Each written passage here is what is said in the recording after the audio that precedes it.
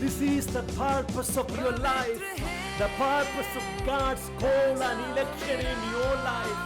This is the great promise in the Bible that God calls you to obtain His kingdom and glory. मेरे लिए घर ऊंचा और ऊंचा बन रहा है प्रभु की उपस्थिति में, खुदा के हाथों बनाया हुआ घर तैयार हो रहा ऊंचाई में। मेरे लिए घर ऊंचा और ऊंचा बन रहा है प्रभु की उपस्थिति में, खुदा के हाथों बनाया हुआ घर तैयार हो रहा ऊंचाई में। 10,000 में जो सुंदर है उसे देखूंगा, महिमामय मेरे पिता को मैं देखूंगा। 10,000 में जो सुंदर है उसे देखूंगा, महिमामय मेरे पिता को मैं देखूंगा।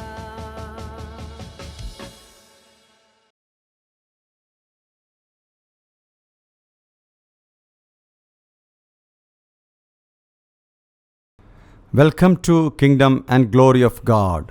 परमेश्वर के राज्य की ओर और उसकी महिमा की ओर मेरे सभी माननीय दर्शकों का हार्दिक स्वागत। परमेश्वर ने आपको इसलिए बुलाया है उसके राज्य और उसकी महिमा को प्राप्त करने के लिए है। परमेश्वर का राज्य का अर्थ क्या है? द गवर्नमेंट ऑफ गॉड, यानी कि परमेश्वर का शासन।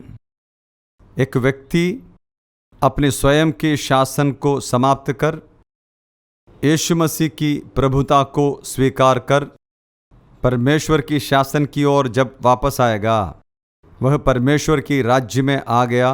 परमेश्वर का राज्य उसी में आ गया। अब वह स्वयं ही परमेश्वर का राज्य बन गया। दूसरी बात है, जब यीशु मसीह इस पृथ्वी पर वापस आएगा, इस पृथ्वी के सभी शासनों, प्रधानताओं, अधिकारों, प्रभुताओं को समाप्त करके राज अथवा पृथ्वी का शासन पिता परमेश्वर को जब सौंपेगा, परमेश्वर का राज्य वास्तव में इस पृथ्वी पर प्रकट होगा। अपने 1000 साल शासन के पश्चात मौजूदा पृथ्वी और आकाश को हटाते हुए परमेश्वर एक नई पृथ्वी आकाश को बनाकर परमेश्वर द्वारा बनाया गया स्थिर नींव वाला एक नए यरूशलेम नामक शहर का निर्माण कर परमेश्वर सभी युगों में से बचाए गए परमेश्वर के जन मिलकर जब रहना शुरू करता है, अनंत राज्य प्रकट होता है। परमेश्वर ने आपको इसलिए बुलाया है उसके राज्य को प्राप्त करने के लिए ही नहीं, बल्कि उसकी महिमा को भी प्राप्त करने के लिए है। परमेश्वर की महिमा का अर्थ क्या है? बाइबल के इतिहास में एक मनुष्य के इंद्रियों को समझने लायक माप में परमेश्वर अपने आप को जब प्रकट किया, उस ईश्वरीय प्रत्यक्षीकरण को बताया गया नाम है परमेश्वर की महिमा। परमेश्वर की महिमा का अर्थ देखने वाला, छूने वाला और सुनने वाला परमेश्वर की उपस्थिति है। The visible, tangible and the Audible presence of God. दूसरी बातों में कहें तो परमेश्वर के जीवन की संपूर्ण प्रकटीकरण को ही परमेश्वर की महिमा कहते हैं। परमेश्वर की महिमा का अर्थ परमेश्वर स्वयं ही है।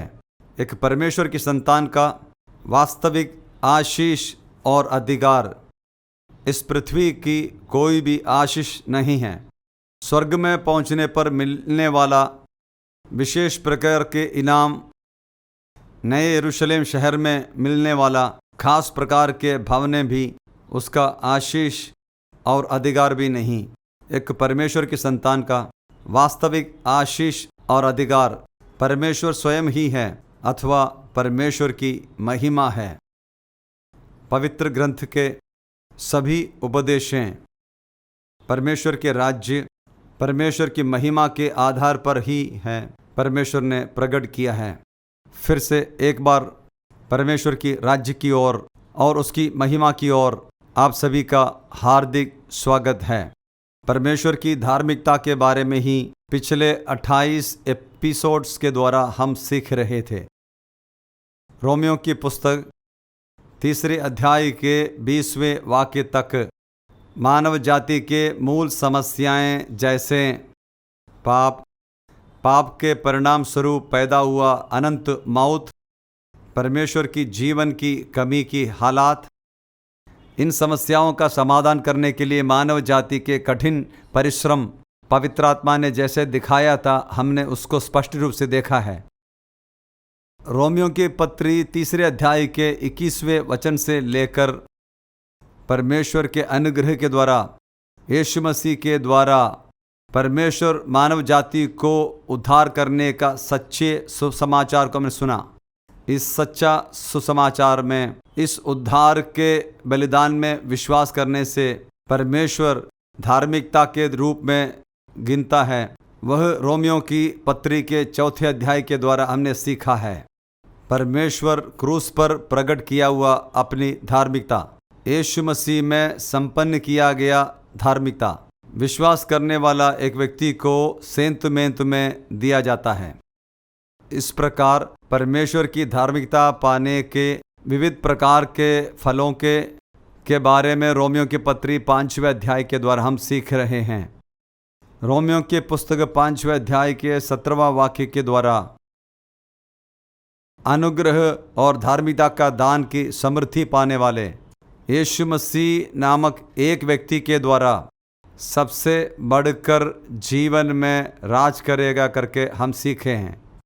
परमेश्वर की अनुग्रह की समृद्धि, परमेश्वर की धार्मिकता की दान की समृद्धि सबसे ज़्यादा प्राप्त करने वाला एक व्यक्ति इस जीवन में राज करना शुरू करेगा। पिछले एपिसोडों में परमेश्वर की अनुग्रह की समृद्धि के बारे में, परमेश्वर की धार्मिकता की दान की समृद्धि के बारे में हमने स्पष्ट रूप से सीखा है।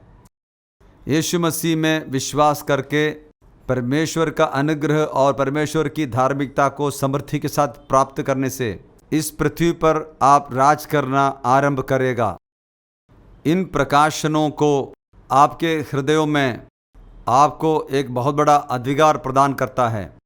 अब आप पापी नहीं हैं, अब आप अपराधी भी नहीं हैं, अब आप अपराध बोध में जीने वाला व्यक्ति नहीं हैं। उस परमेश्वर की उद्धार, परमेश्वर की धार्मिकता के बोध को प्राप्त कर धार्मिकता का झिलम आपके भीतर में बन जाने से वह आपके भीतर में एक बहुत बड़ा अधिकार को दे देता है।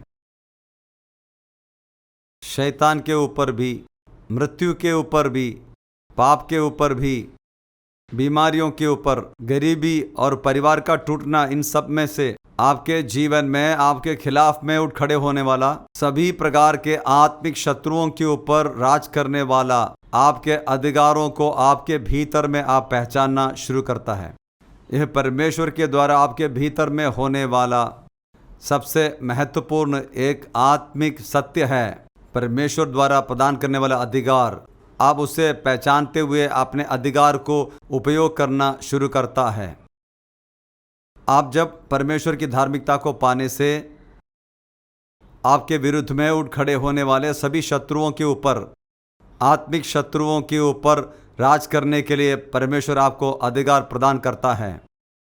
मृत्यु के ऊपर भी आपको एक अधिकार है, पाप के ऊपर भी आपको एक राज है, शैतान के ऊपर और उसके सभी चालाकियों के ऊपर, उसके सभी कोशिशों के ऊपर भी आपको एक जय और अधिकार भी है करके आप पहचानना शुरू करता है। मैं इस एपिसोड में परमेश्वर की धार्मिकता पाने के फलस्वरूप एक व्यक्ति को मृत्यु के ऊपर प्राप्त सबसे महत्वपूर्ण जय के बारे में बताने जा रहा हूं। मनुष्य परमेश्वर के नियमों का उल्लंघन कर परमेश्वर के विरुद्ध में पाप करने के कारण उसके परिणाम स्वरूप हुआ है अनंत मौत। अनंत मौत का अर्थ मैंने आपसे बहुत ही स्पष्ट रूप से कह चुका है। क्या है मौत का अर्थ? परमेश्वर के जीवन को अनुभव किए बगैर, परमेश्वर का महिमा को अनुभव किए बगैर, परमेश्वर की उपस्थिति में से बहुत दूर, परमेश्वर की उपस्थिति जरा भी ना होने वाली जगह नरक में अनंत काल के लिए जीवन जीना है मृत्यु का वास्तविक अर्थ।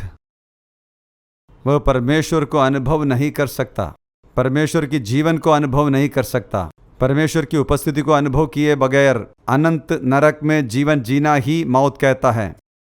किंतु यीशु मसीह सभी मानव जातियों के बदले में आ गया, सभी लोगों के पापों को उठाते हुए, सभी लोगों के लिए पाप बनाकर क्रूस के ऊपर पाप का दंड को अनुभव कर मारा गया, गाड़ा गया और तीसरे दिन जी उठा। अब महिमा को पाया हुआ रूप में स्वर्गीय स्थानों में बैठा है। इन सभी कार्यों को सभी मानव जातियों के लिए परमेश्वर द्वारा हमारे बदले वाले के ऊपर पूरा किया गया था। इसलिए परमेश्वर के हृदय में हमारे पापों को हटाया गया। परमेश्वर हमारे पापों को नहीं मानता है, इसलिए यीशु मसीह की मौत के द्वारा आपका मृत्यु आप में से दूर हुआ। यीशु मसीह का मृत्यु आपके बदले में मौत है। यीशु मसीह का गाड़ा जाना आपके बदले में गाड़ा जाना है। यीशु मसीह का पुनरुत्थान आपके बदले वाला पुनरुत्थान है। यीशु मसीह का स्वर्ग की ओर उठाया जाना आपके बदले में उठाया जाना है।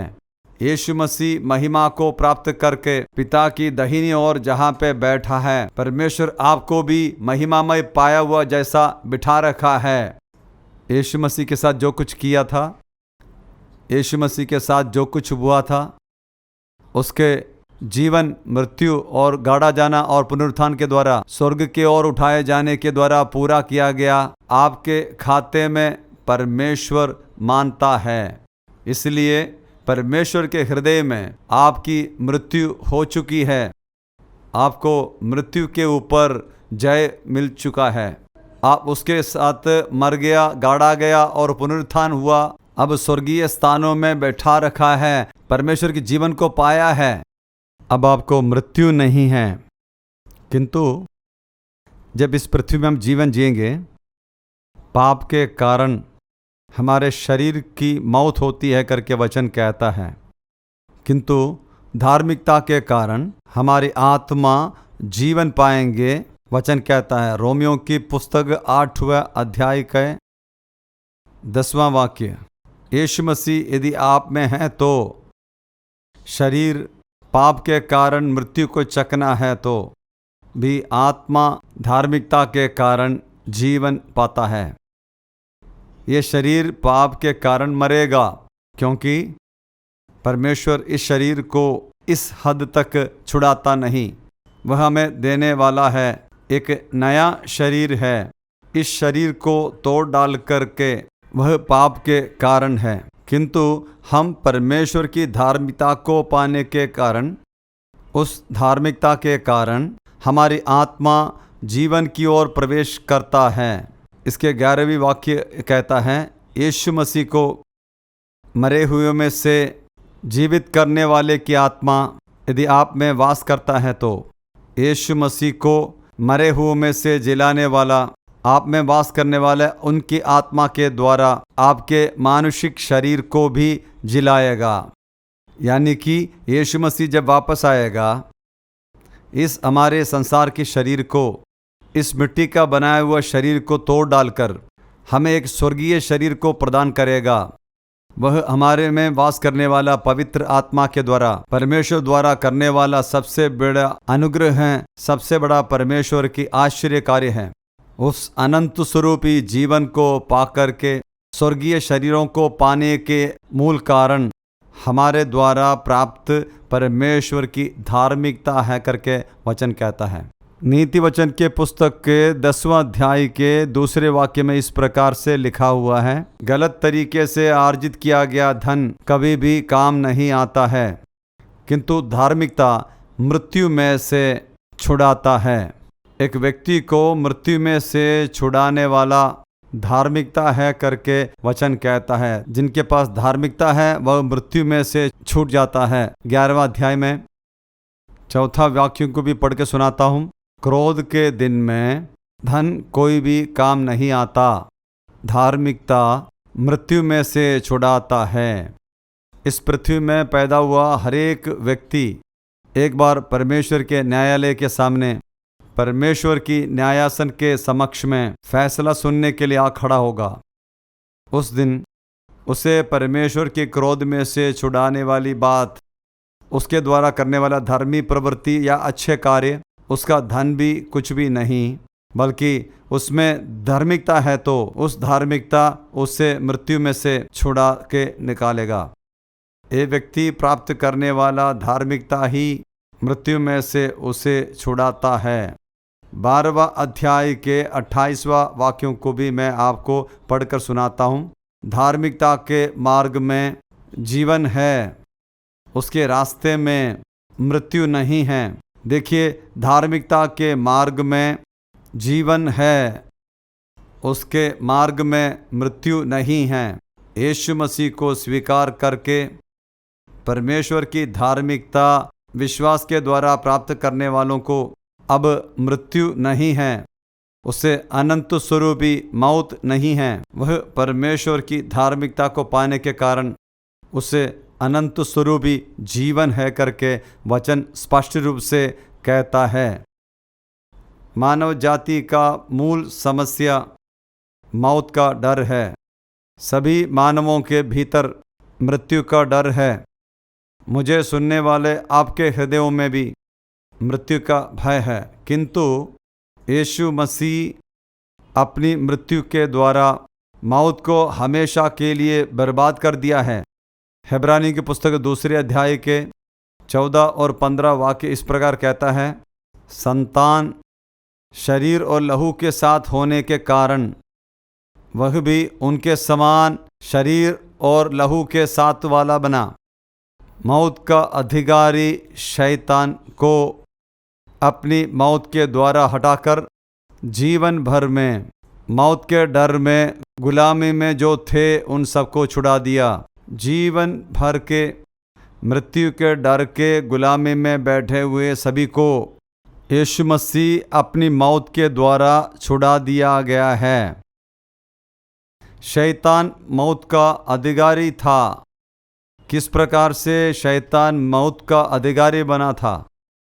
इस पृथ्वी में पाप को बनाने वाला शैतान है। शैतान पाप को बनाने वाला होने से उस पाप के परिणाम स्वरूप उत्पन्न सभी समस्याओं का अधिकारी वह है। इस प्रकार वह पाप के परिणाम स्वरूप उत्पन्न मृत्यु का भी अधिकारी बन गया। किंतु यीशु मसीह अपनी मौत के द्वारा मौत का अधिकारी शैतान को बर्बाद करके, उसके अधिकारों को रद्द करके, मृत्यु के ऊपर विजय पा करके मौत के डर की गुलामी में बैठे सभी मनुष्यों को छुड़ा दिया गया है। यीशु मसीह के नाम में विश्वास करने से, आप जब परमेश्वर की धार्मिकता को पाने से मृत्यु के ऊपर आपको जय मिल जाती है। आप मृत्यु के ऊपर राज करना शुरू करता है। प्रेरित संत पौलुस तीमुथियुस को लिखी दूसरी पत्री में 1 अध्याय में 9वीं वाक्य से लेकर के मैं पढ़ के सुनाता हूँ। वह हमें बचाया है, पवित्र बुलाहट के द्वारा हमें बुलाया भी, हमारे कर्मों के द्वारा नहीं, सभी युगों से पहले यीशु मसीह में हमें प्रदान किया गया हुआ है। अब मौत को हटा दिया गया, सुसमाचार के द्वारा जीवन अमरत्व को प्रकट किया गया। हमारा उद्धारकर्ता यीशु मसीह के प्रत्यक्षीकरण के द्वारा प्रकट किया हुआ अपने खुद के निर्णय और अनुग्रह के मुताबिक है। यीशु मसीह का सुसमाचार यही है। यीशु मसीह की मृत्यु के द्वारा, मृत्यु गाड़ा जाना और पुनरुत्थान के द्वारा मृत्यु को हमेशा के लिए हटा दिया गया। यही नहीं, जीवन अमृत को भी दिया गया है। इस क्षय नहीं होने वाला, न सड़ने वाला, अनंत जीवन का अनुभव हमें प्रदान करता है। 11वां वाक्य हमसे कहता है, उस सुसमाचार के लिए मैं प्रचार करता और प्रेरित उपदेश के रूप में ठहराया गया है। यही सुसमाचार है। मृत्यु को समाप्त कर, मौत का अधिकारी शैतान को अपने स्थान से हटाकर, मृत्यु के डर में गुलामी में जो मनुष्य थे उनको छुड़ाकर उन्हें अनंत जीवन, अनंत महिमा को प्रदान करने का है यीशु मसीह का सुसमाचार। कोरिन्थियों के लिखा पहली पत्री 15 अध्याय के 51 वाक्य से लेकर के लिखा हुआ है। एक सबसे महत्वपूर्ण परमेश्वर की गुप्त बात मैं पढ़कर सुनाता हूँ। मैं एक गूढ़ बात आपसे कहता हूँ। हम में से हर एक लोग सो नहीं जाएंगे, मतलब हम में से हर एक लोग नहीं मरेंगे, किंतु आखिरी तुरही फूंकने के समय, बहुत जल्दी आंख मीचने के समय में हम सब लोग रूपांतरित होगा। तुरही फूंकी जाएगी, मरे हुए लोग अमरत्व के साथ जीवित उठेंगे, हम स्वरूप बदल दिए जाएंगे, यानी कि यीशु मसीह के वापस आगमन पर अब जीवित बैठे हुए हम क्षण भर के समय में बदल दिए जाएंगे। स्वर्गीय शरीरों को पाकर अनंत जीवन की ओर जोड़ दिए जाएंगे। यीशु मसीह में विश्वास करके मरे हुए लोग, वे लोग अमरत्व को पाकर, महिमा को पाकर के जीवित उठेंगे करके वचन कहता है। इस सड़नहारी शरीर, बिना सड़न वाला इस मरणहार शरीर अमरत्व को पाएंगे करके, यानी कि आज हमारा शरीर सड़ने वाला है, ये मरने वाला शरीर है। ये सड़न वाली शरीर, इस मौत में जाने वाला शरीर अब ना सड़ने वाला एक स्वर्गीय शरीर को प्राप्त करेगा। 54 वाक्य में कहता है, इस सड़ने वाला शरीर, ना सड़ने वाला शरीर, इस मरणहार शरीर अमरत्व को जब पाएंगे, मौत हटाया गया, जय आ चुका है, ऐसा लिखा हुआ वचन पूरा किया जाएगा। मौत हटा दिया गया, जय आ चुका है, ऐसा परमेश्वर का वायदा है, परमेश्वर का हुक्म है। वह यीशु मसीह के दोबारा आगमन पर हमारे शरीरों को छुड़ाकर हमें स्वर्गीय शरीर प्रदान करके परमेश्वर की महिमा जब प्रदान करता है, इस वचन पूरा होगा। मृत्यु हट गया और जय आ गया। 55 वाक्य में, हे मृत्यु तुम्हारा जय कहाँ है? हे मृत्यु तुम्हारा कांटा कहाँ है? परमेश्वर की धार्मिकता को पाया हुआ एक भक्त का मृत्यु के साथ का सवाल है, मृत्यु को ललकारता है, हे मृत्यु तुम्हारा जय कहाँ है? हे मृत्यु तुम्हारा जहरीला कांटा कहाँ है? 57 वाक्य में हमारा प्रभु परमेश्वर यीशु मसीह के द्वारा हमें जय देने वाला परमेश्वर की स्तुति हो। कोई भी परमेश्वर के भक्त को यीशु मसीह के द्वारा मृत्यु के ऊपर हमेशा के लिए जय है करके वचन कहता है। मेरे प्रियजनों, आप जब यीशु मसीह को स्वीकार करते हैं, पापों से छुड़ाकर पाप के परिणाम स्वरूप में हुए अनंत स्वरूपी मौत के ऊपर जय पाने के लिए है। जब आप यीशु मसीह के ऊपर विश्वास करता है, आपको परमेश्वर अपनी धार्मिकता दान में देकर मृत्यु के ऊपर राज करने का अधिकार परमेश्वर आपके ऊपर ठहराया हुआ है। अब यीशु मसीह को विश्वास करने वाला कोई भी व्यक्ति, परमेश्वर की धार्मिकता का बोध प्राप्त करने वाला कोई भी व्यक्ति मृत्यु के ऊपर नहीं डरेंगे। वह कभी भी मौत के बारे में नहीं डरेंगे, क्योंकि उसे अनंत स्वरूपी जीवन की उम्मीद परमेश्वर की धार्मिकता का बोध के द्वारा परमेश्वर उसके भीतर में दिया गया है। इस अनंत स्वरूपी सुसमाचार पाने, इस परमेश्वर की धार्मिकता पाकर, अनंत जीवन को पाकर मृत्यु के ऊपर जय पाने के लिए परमेश्वर आपकी सहायता करें।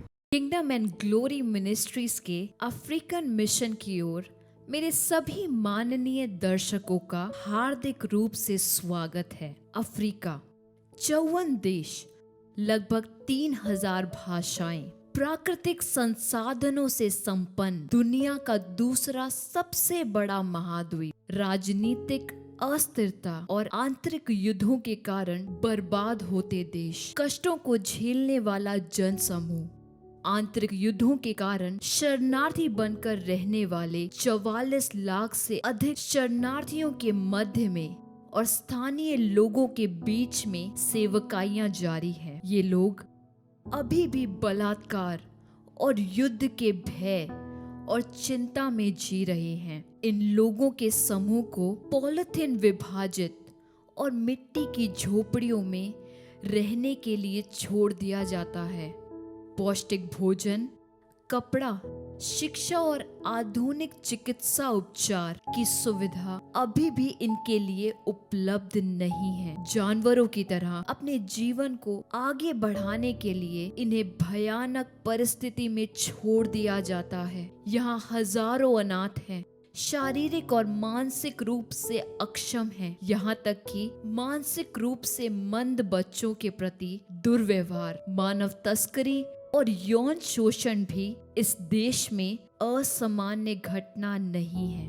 बच्चों से लेकर बड़ों तक पानी लाने के लिए लंबे समय तक लाइनों में इंतजार करना यहाँ का एक दैनिक दृश्य है। सांत्वना देने और साहस बढ़ाने के लिए हमारे मिशन के कार्यकर्ता घर घर जाकर परमेश्वर का वचन सिखाते और इनके लिए प्रार्थना भी करते हैं। ग्रामीण और दूर दराज के क्षेत्रों में सुसमाचार का प्रकाश लाने के लिए ग्रामीण सुसमाचार यूनिट की अपनी परियोजना पहले से ही शुरू कर दी है। उद्धार पाने वालों को मसीह में बढ़ाने के लिए गांव की कलीसियाएं मिशनरियों को विभिन्न अफ्रीकी देशों में भेजने के लिए बाइबल के प्रशिक्षण केंद्र, मानसिक रूप से कमजोर बच्चों के पुनर्निर्वास के लिए विशेष स्कूल, मुफ्त शिक्षा वाले प्राथमिक विद्यालय, अनाथ और गरीब बच्चों के लिए बच्चों का गांव। इसके अलावा हम नई परियोजनाओं के विस्तार और आरंभ करने की प्रक्रिया पर हैं, जैसे कि प्रत्येक गांव में एक प्राथमिक विद्यालय, बोरवेल, प्राथमिक स्वास्थ्य केंद्र, हर जिले में एक विशेष स्कूल, व्यावसायिक प्रशिक्षण संस्थान और बोरवेल इकाइयां।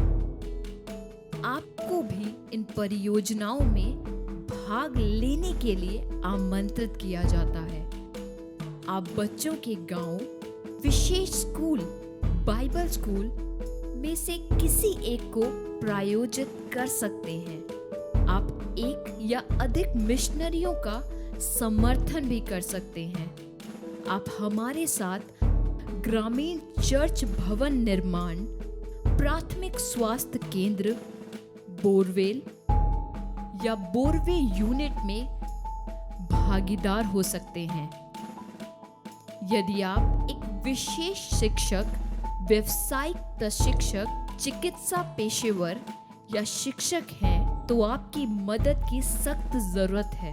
आपके पास इस मिशन क्षेत्र में जाने और सेवा करने का अवसर है। यदि आप अपनी खुद की सेवकाई करने का दर्शन रखते हैं, तो हमारा एनजीओ आपको सभी आवश्यक कानूनी सहायता देने के लिए तैयार है। शब्दों से परे बर्बादी की हालत में रहने वाले हमारे सहजीवियों, साथियों की उन्नति और सहायता के लिए आए हम मिलकर काम करें।